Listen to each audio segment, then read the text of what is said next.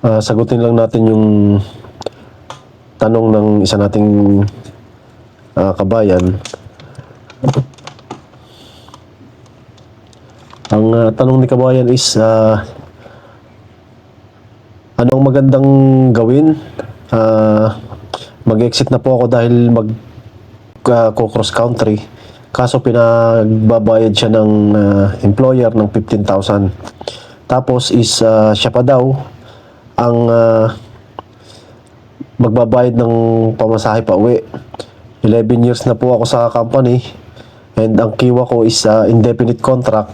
Matatapos ngayong October 1. Salamat po. So, sagutin natin kabayan tong ang tanong ng isa nating kabayan, ano. So, situation ni kabayan is breakdown natin. 11 years na siya sa company. Indefinite ang contract sa kiwa. Gusto na niya mag-exit, personal reason. Gusto niya mag-cross country. Pinagbabayad siya ng 15,000 plus ng air ticket. So, ano sinasabi ng batas sa Saudi Labor Law? Under resignation, Article 75, pwede kang mag-resign anytime sa indefinite contract. Kailangan mo lang sundin ang notice period, usually 60 days kung monthly paid. Kung sinunod mo ang notice period, wala pong penalty. Pag early termination, syempre ang compensation sa under Article 77, may bayad lang kung hindi mo sinunod ang notice period and may clause sa contract mo na nakalagay na may penalty kapag hindi mo tinapos yung contract. Pero hindi po ibig sabihin, kagaya ng case ni kabayan, na automatic is babayaran yung 15,000 na babayaran. Yan ay depende dapat sa computation, hindi arbitrary.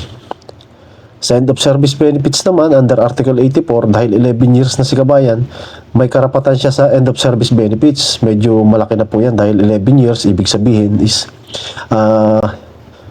each year, monthly, ang monthly ng kanyang ma-receive, kung magkano yung kanyang last wage monthly, kanyang basic.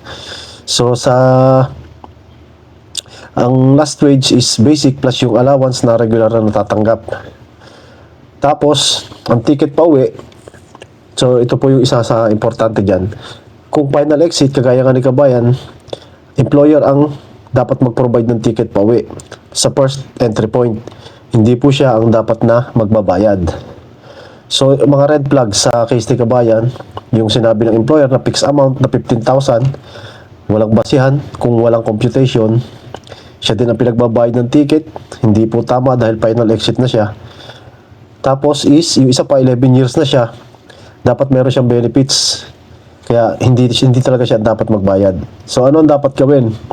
Ang option 1 recommended, mag-file ng proper resignation sa kiwa, sundin ang 60 days notice. So ito yung pinaka-safe and walang penalty.